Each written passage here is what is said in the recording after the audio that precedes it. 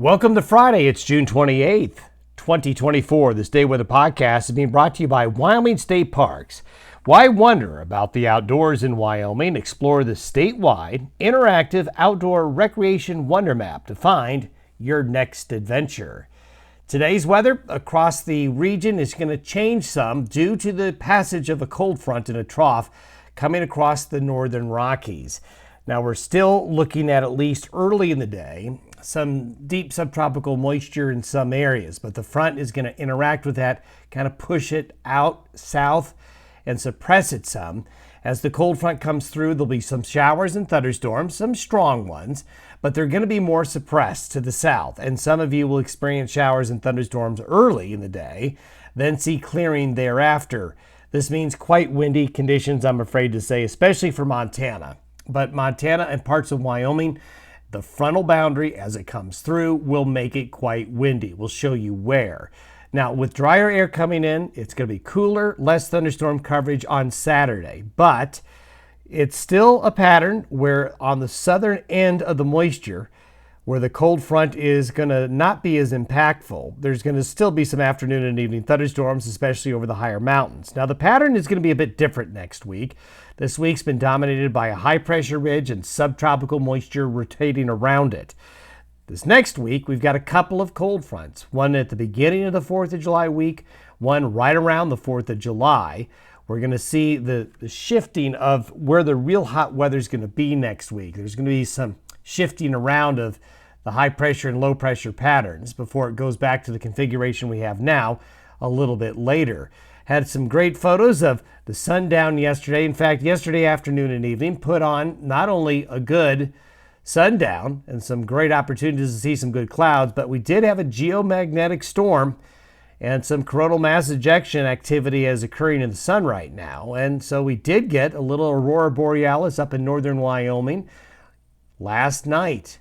And we may see some colors in the sky this weekend, as there is going to be more solar activity as it's looking.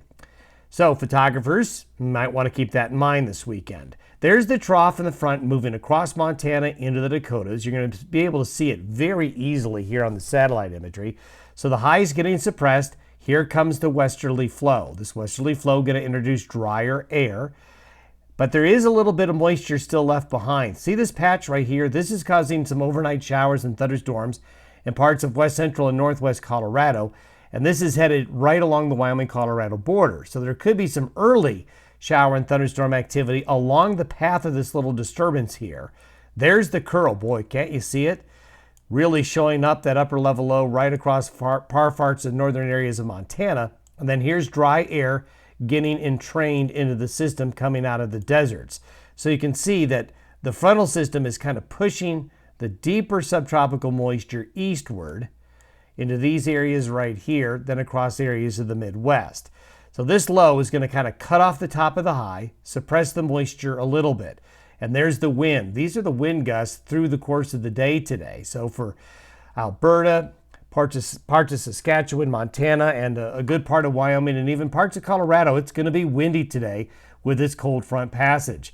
Again, the spring and summer wind, due to this parade of cold fronts that just keeps coming about every 3 or 4 days or so, and this is no exception. So this frontal boundary is going to have some impact. And there's that focus, a little bit zoomed in on that little wave coming in this morning. So in this area right here, you could have some shower and thunderstorm activity during the early part of the day into early afternoon. This drier air is going to come in and punch in behind it in many areas by late afternoon and evening. And there you can really see the boundary between the deeper moisture this morning, the drier air coming in behind it around that low.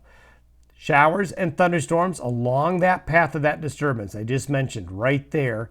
So they'll be off to a little bit of an early start, and then by late afternoon and evening, they'll be moving away. Notice the decrease in thunderstorm activity right here as that drier air gets pushed in, and the suppression of the deeper moisture today certainly going to be impacted by that front.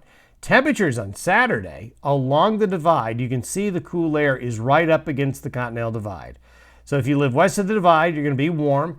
East of the divide across the northern plains, cooler air behind that front comes through, and that will just continue to travel east like this, while the high pressure ridges shift to the west and to the southeastern United States, as you'll see here in a moment. Now, this is the thunderstorm forecast for Saturday. There is some return moisture coming back up and right along the frontal boundary. See that? Look at the sharp edge there. There's going to be showers and thunderstorms in southern Kansas, Oklahoma, and the Panhandle, southeast Colorado. But the moisture will kind of still come back a little bit along the higher terrain of Colorado and southern Wyoming for some afternoon and evening thunderstorms. But look at the dry air, the lack of shower and thunderstorm activity over a large part of the northern Rockies, the northern plains, the Pacific Northwest, back into the Great Basin states. But on Sunday, high pressure starts to build back up a little bit, but here comes the next front. But there will be a little bit of a resurgence of the subtropical moisture. So thunderstorms come back north again along the divide and into the Four Corners area. So there's a little bit of a resurgence. But here, there's that next trough coming, and that's going to be coming through early next week. There it is on Tuesday. Another front comes in. Then we have a shifting around. The high kind of splits into the southeastern United States, then along the west coast. We talked about the heat coming into California, and that's exactly what's going to happen while the north central U.S. cools off. The activity in the tropics is beginning to pick up. This is one area that we're going to watch. You may be hearing about this next week. So we're starting to see things get going here in the Atlantic. The Gulf has got a little of a depression as well. So the tropics is going to be more of something to talk about in the coming weeks. Temperatures by Tuesday cool off again behind the next front. So the pattern just keeps repeating. So you can see where the heat's going to be as we start the 4th of July week. This part of the nation here, the northern tier, is going to be cooler. There's another front. This is for the 4th of July. The highs here and here. Another little front come through. So, yep, that means cooler, windy conditions for the 4th of July up north. Frontal boundary will come on through, and there you can see cooler temperatures on Wednesday. And by the 4th of July, Thursday, the coolest temperatures relative to average are going to be in the north central areas. Most of the cold fronts can't get west of the divide, so the heat stays west of the divide. There's the heat in the Pacific Northwest and California. Subtropical moisture stays suppressed, the deeper stuff here. But there will be showers and thunderstorms along the frontal boundary for Montana, Wyoming, the Dakotas, parts of Nebraska. So this is what I'm showing you here is late afternoon on the 4th of July. So this is what the 4th of July forecast is looking like at the moment. Thunderstorms along the subtropical moisture, some showers and thunderstorms along the frontal boundary, very little going on in between. Have yourself a good weekend. We'll have more for the 4th of July for you on Monday.